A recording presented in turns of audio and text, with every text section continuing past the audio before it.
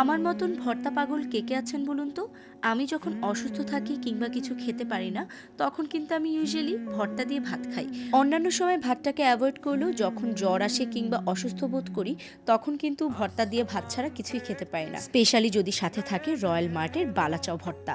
আজকে আমি আপনাদের সাথে শেয়ার করব আমার শাশুড়ি মা কিভাবে যত্ন নিয়ে এই বালাচাওয়ের ভর্তাটা তৈরি করেন। প্রথমেই উনি কিছু শুকনো মরিচ তেলে ভেজে সেটার সাথে বেশি করে পেঁয়াজ নিয়ে ভালো মতো কষলে নেন। তারপর অ্যাড করেন অনেক অনেকখানি ধনিয়া পাতা।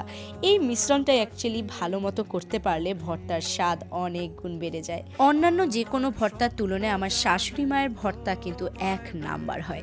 কিছুটা পেঁয়াজ উনি তুলে রাখলেন, কেননা আজকে আমরা দুই ধরনের বালাচাও ব্যবহার করব। প্রথমে মা চিংড়ির বালাচাও থেকে কিছুটা অংশ ঢেলে নিলেন, তারপর সেটাকে ভালো মতো মিক্স করলেন। এই চিংড়ির বালাচাওটা একদম রেডিমেড থাকে, যেটা আমি রয়্যাল মার্ট থেকে নিয়েছি এবং এর আগেও অনেকবার নিয়েছিলাম, যেটা আপনাদের সাথে শেয়ার করেছি। সাথে লবণ এবং তেল অ্যাড করে দিলেন, তারপর আবারও ভালো মতো কচলে নিচ্ছেন। এত ঝরঝরা আর এত ভালো দেখতে, মনে হয় কি খালি খাওয়া যাবে। তারপর পেঁয়াজের বাকি অংশটা নিয়ে মিক্সড বালাচাওটা উনি অ্যাড করলেন।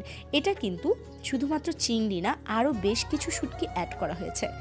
এরপরে ভালো মতো কচলে কচলে কচলে মজাদার এই বালাচাও ভর্তাটা তৈরি করে ফেলছেন। মা আজকে দুই ধরনের বালাচাও দিয়েই ভর্তা তৈরি করেছেন। প্রথমটা ছিল চিংড়ির বালাচাও আর এটা হচ্ছে মিক্সড বালাচাও।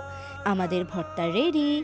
এই যে ভর্তাটা দেখছেন, এই ভর্তাগুলো কিন্তু আমার সবচাইতে ফেভারিট, এবং যখন অসুস্থ থাকি, স্পেশালি আমার এখন জ্বর, তার জন্যই আমার শাশুড়ি মা আমাকে ভর্তা তৈরি করে দিলেন বেশি করে। সাথে কিন্তু আরও অনেক পদই ছিল, বাট ভর্তার প্রতি আমার ফোকাস সবচেয়ে বেশি।